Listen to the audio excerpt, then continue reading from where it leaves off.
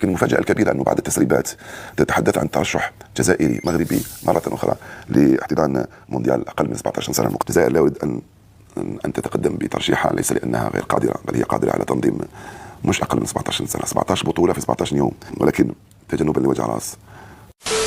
السلام عليكم ورحمة الله تعالى وبركاته، تحياتي للجميع، مرحبا بكم في فيديو جديد اللي راح نسمعوا فيه لخروج إعلامي جديد من المهرج والمعلق الجزائري الدراجي الذي تحدث على أن المغرب والجزائر سيترشحان لاستضافة كأس العالم لأقل من 17 سنة بعد سحبها من البيرو لعدم جاهزيتها لاستضافة هذا العرس العالمي. وكنعرفوا كأس العالم للشباب اللي كان غادي تنظم في أندونيسيا، ورفضت أندونيسيا أنها تنظمه بسبب المنتخب الإسرائيلي، وغالبا الأرجنتين هي اللي غادي تنظم كأس العالم للشباب. بينما كأس العالم لأقل من 17 سنة اليوم حفيظ الدراجي خرج كيتكلم على هذا الخبر، وكنعرفوا المهزلة والفضيحة اللي دارها هذا الأسبوع بنشره لخريطة مفبركة عن المغرب اللي جابها من الخيال ديالو العلمي ولا من الخيال ديال الهواة ديال الفوتوشوب الجزائريين، ونشرها على الموقع ديالو ديال انستغرام. جا اليوم خرج بهذا الخبر كيبرر وكيحاول ما أمكن أنه يهدأ الأوضاع ولا ينسي الجمهور المغربي والعربي فيما فعله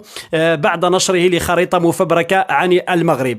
اليوم الدراجي خرج كيتكلم على هذا الخبر وقال لك أنا كنصح الجزائر بعدم الترشح لاستضافة كأس العالم لأقل من 17 سنة. قال لك يا سيدي اجتنبوا صداع الراس باش ما نتصادموش مرة أخرى مع المغرب، وقال لك حنا قادرين ننظموا بطولات عالمية في 17 يوم، وهذه المرة قال لك ما ننظموش، نخليو المغرب لو بغى ينظم هذا الكأس العالمي ننظموا. حنا صراحة كمغاربة قادرين ننظموا بطولات عالمية، وهذه فرصة لنا باش اننا نبينوا للعالم باننا قادرين ننظموا كاس العالم والملف المشترك ديال البرتغال وكذلك اسبانيا، ونزيدوا نقويوا الحظوظ ديالنا كذلك من اجل تنظيم كاس افريقيا 2025. اذا اخواني خليكم تسمعوا لما قاله الدراجي في هذا الخبر العاجل بخصوص ترشيح المغرب والجزائر لاستضافه كاس العالم لاقل من 17 سنه بعد سحبها من البيرو. عرفتموه طبعا بالفيفا بعد ان حرمت اندونيسيا من تنظيم كأس العالم أقل من 20 سنة بسبب رفضها استضافة منتخب إسرائيلي. هي تقرر أيضا سحب تنظيم كأس العالم أقل من 17 سنة من بيرو، كانت مقررة في شهر نوفمبر القادم بسبب عدم جاهزية هذا البلد. الخبر الأهمية ليست في هذا الخبر لأنه صار الأمر عادي ومعروف.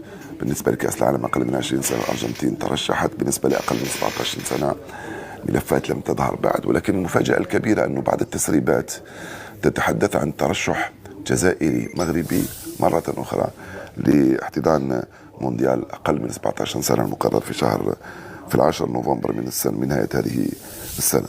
أنا صراحة لا أتمنى أن تتقدم الجزائر لاحتضان مونديال أقل من 17 سنة. المغرب بإمكانه يتقدم، الجزائر لا يريد أن تتقدم بترشيحها، ليس لأنها غير قادرة، بل هي قادرة على تنظيم مش أقل من 17 سنة، 17 بطولة في 17 يوم اليوم، ولكن تجنبا لوجع راس وتجنبا لمزيد من الاحتقان ومزيد من الإثارة. أتمنى إن شاء الله أنه الجزائر لن تتقدم وتترشح لاحتضان هذا المونديال، ونتمنى إن شاء الله المغرب يتقدم وينال احتضان مونديال أقل من 17 سنة وتتأهل الجزائر في بطولة إفريقيا المقررة نهاية هذا الشهر. لا تنسوا أقل من 17 سنة بطولة كأس إفريقيا ستنظم في الجزائر نهاية أبريل إلى غاية بداية منتصف مايو في ملاعب جزائرية، البطولة مؤهلة لكأس العالم 2017.